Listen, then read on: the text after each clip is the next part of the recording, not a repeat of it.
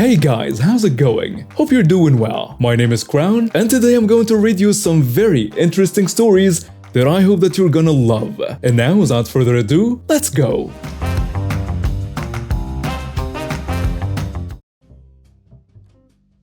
All of this happened before the pandemic was running around. I was 15 at the time, but I was 190 centimeters, so I looked older.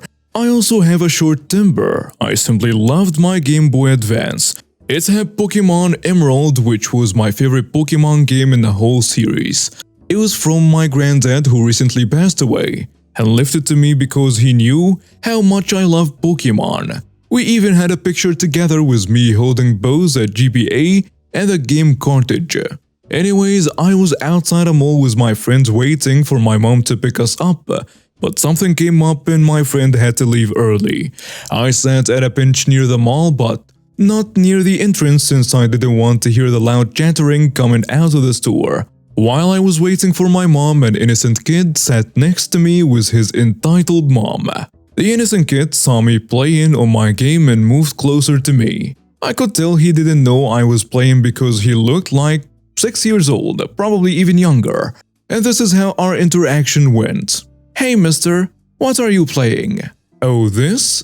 I'm playing Pokemon Emerald on my Game Boy Advance. My granddad gave it to me before he passed away." The kid comforted me for a bit, telling me that he's sorry about what happened. It was really surprising that this kid, who I've never met before, showed sympathy for me, and he told me about his recently deceased aunt, and that he really missed her. I then handed him my Game Boy so I could show him the ropes since he looked kinda interested, which he declined since he didn't want to ruin my gameplay. I told him it was okay since he's been so nice to me, and the least I could do was let him play since he was just sitting there next to his mom. I showed him how the mechanics work and let him play. He seems to be enjoying himself even though the graphics isn't like Pokemon Omega Ruby and so on. Then the entitled mother stood up from the bench and sat next to me, which made me a bit uncomfortable. And this is how the conversation went. "Excuse me, mister, do you own this thing?" "Well, yes. It was handed to me after my granddad." She cuts me off. "Well then, since you look old to be playing games, then why not give it to my son?" "Excuse me?" "You heard me. Give it to my kid." Her innocent kid, who heard what his entitled mother has told me, says, "Mom, what are you doing? I'm just playing his game for a bit." "Hush now, sweetie. Mommy will have that game for you in just a bit." "Sorry, but it's very precious to me since it was given to me by my recently deceased granddad." She gets slightly annoyed. Fine then. I'll buy it from you. Now how much?" "I am not selling you anything, lady." I then explained to her that she can install an emulator and the game zip file for free on her phone. And this is what she had to say. "Well, I don't care about that. I need that game my kid is holding so he can show it off in school." Me holding my laughter. "Lady, Game Boy Advance was made long before your kid was born, so his classmates wouldn't know anything about it, let alone be interested." "How dare you call my son's classmates stupid?" Which I didn't. "Him and his classmates study in a prestigious school. Now you've upset my son." The kid seemed to be absorbed in the game. He says, "What? Now you have to give us the game for free now." The kid gave it back to me and told me he had fun playing with it. The entitled mother then said, "See? He likes your game. Now give us back the game, or I will call the police on you for being rude and selfish." I thought to myself, this is stupid. She's trying to get the police over Game Boy Advance? Are you serious? I ask her. She huffs and says, "Yes." I thought she was bluffing, so I blurted out, "Why not? That's the name of a Pokemon, by the way." She then grabbed me by the arm, leaving her son by the bench, told the security guard to hold me as she was calling the police. The guard whispers to me, "What's going on?" I whispered back at him, "Just go on with it. I kinda want to see this play out." Kinda regret saying that. 2 minutes later and the police officer really did come. Kinda entertained by this, the police officer got off his car and went towards us. What seems to be the problem here?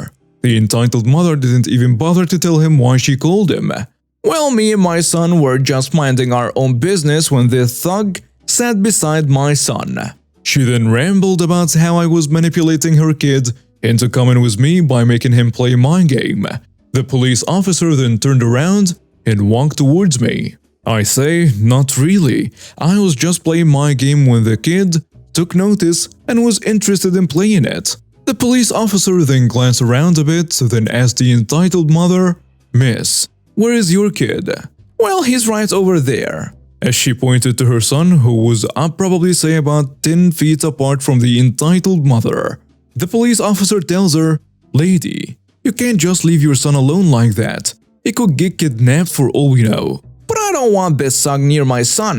"Then you should have had someone to look after him or have brought him with you since the security guard was with you." "Then you should have had someone to look after him or have brought the kid with you since the security guard was with you." I then said, "Why don't we ask the boy what really happened before you check the cameras?" And the entitled mother's face turned from, "I've got you, you little thug," to, "Wait, what?" The police officer then asked the innocent kid what had happened. The kid told the truth. The police officer then checked the camera footage and both matched. "Ma'am, I would like to have a word with you in the police station." "What? You can't do that. I'm a single mother. Who would take care of my baby?" "Ma'am, your kid already told me that his dad was coming to pick both of you, and judging by your actions of leaving him alone, I personally doubt you would be able to take care of him." As the police tried to escort her in the car, the entitled mother kicked him in the shin and tried to pocket leaving her son. Luckily, there was a person reversing their car and blocked her way. The second police officer then tackles the entitled mother to the ground. She was still resisting, so a security guard had to help the police officer to the police car. She then called me a Satanist and that Satan gave me the Gameboy Advance.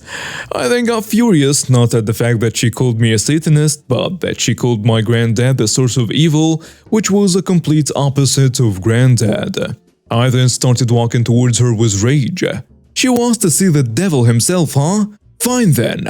I then clenched my fist, but then the police officer, who was fully aware what I was about to do, stopped me and pointed to the innocent kid. I was still angry, so I looked for the nearest tree and punched it with all my strength and anger. A bit of blood came out, but it was no biggie. It left a dent that is the size of my hand. I yelled, "If your kid or anyone wasn't here right now, that tree would have been your face." The entitled mother's face went white as a ghost, and she went inside the police car. A few minutes have passed and my mom has arrived. By that time, I was already cleaning up my arm and the police officer gave me a bandage to cover it up. "What's happened to you, dear?" Mom asks me, and the cops intervene telling her what happened. My mom talked to the police some more and then went inside the car with me. We went to the police station with them so that mom could press charges against this entitled woman who was already arrested for assaulting a cop too. This happened back in 7th grade. A few weeks into the school year, flyers go around for the school first-time hockey team. I was never into hockey, but since I didn't play football and we had no soccer team, I signed up, thinking it would be fun since so few signed up there weren't any tryouts. I quickly realized I was the only girl, which I was fine with. I knew I could keep up. I was fast and strong. Everything is going great. I'm having a blast and making friends. Fast forward to R6, I'm playing center. Things got great for the first quarter. It is when I take my helmet off, the scrap hit the fan. An entitled mother from the opposing team starts screaming that I can't be there. It's wrong for a girl to play a boy sport. By the way, there were girls on the other team as well. Normally, I am not fazed by insults. Years of bullying made me pretty numb to it. I just stared at her from across the court and said, "Why don't you stop me?" I knew she was an adult and that probably wasn't the wisest thing to say. But I was pissed. No one was going to tell me that I can't play. I put my helmet back on and go back to the center, and the second quarter starts. We scored 2 points and are ahead of the other team. Halftime starts, which means a 15-minute break to go to the bathroom and go grab a quick snack. There are 2 sets of bathrooms, one for the players and the coaches, and the other for everyone in the stands. I'm in the bathroom just finishing up and washing my hands when the entitled mother barges in. I have my hockey stick with me because it was specially made and I didn't want it out of sight. And this is what follows. You can't be in here.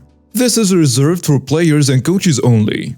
You aren't a player. You're a girl. Girls can't play sports. Yes, we can. Now please move. Halftime is over. She blocks my pass by standing in front of the door. She yanks my hockey stick from my hands and breaks it over her knee. I cry out and get angry. Are you crazy? That cost $200 and it was mine. The entitled mother just smiles smugly. I reach out to get my now broken hockey stick back. She sets me with one of the pieces and sends me stumbling back. I catch my balance and try to get past her. She swung the piece at me again, harder this time, and I land in one of the stalls, my head just barely missing the toilet. I tried to get up, but she keeps me down with her foot. Remember how I said I was strong? Well, with her, it didn't matter. She outweighed me by around 200 pounds. I was barely 90 pounds. She grabbed one of my legs and held it against the frame of the stall. She moved to the outside of the stall, took hold of the door and slammed it into my leg 3 times in quick precision. And the third slam broke my leg. I screamed out in horror and pain. I vaguely remember her leaving. I do remember how calm she was about the whole thing. She kept that smug smile the whole time. I was found pretty quickly, my screams helped that. I was also the only girl and it was the first place my coach looked. Once he found me, he called 911 and tried to keep me focused on anything else but my leg. If anyone is wondering where my mother was during all this, she was at home sick. I'm taken to the hospital, my mother is called, and I was on crutches for roughly 12 weeks. The rest of the game was cancelled and rescheduled. The entitled mother was arrested for assaulting a minor and destruction of private property. My teammates pulled their allowances together to get me a new hockey stick, even though I was pinched the rest of the season. I got to use it for the next 4 seasons I played. I believe she's still serving time. Also, I became great friends with her son, who always told her about me when he went to visit her, proving to her that girls can play sports. I would have kept playing, but life had other plans. Thanks for listening.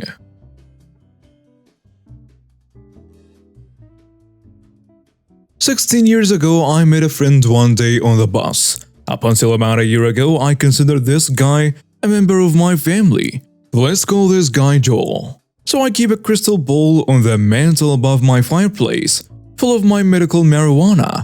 I started noticing that after poker night, my bowl seemed a lot emptier than it should. So I set up a camera to see which one of my guests was helping themselves when my back was turned. Next poker night, once everyone is gone, I pulled up the video. Then Joel was plain as day stuffing like $60 worth of my medication into his pocket.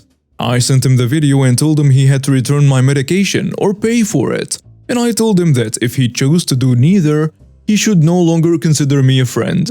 And he denied it, even with the video staring him in the face. He said he hadn't taken anything.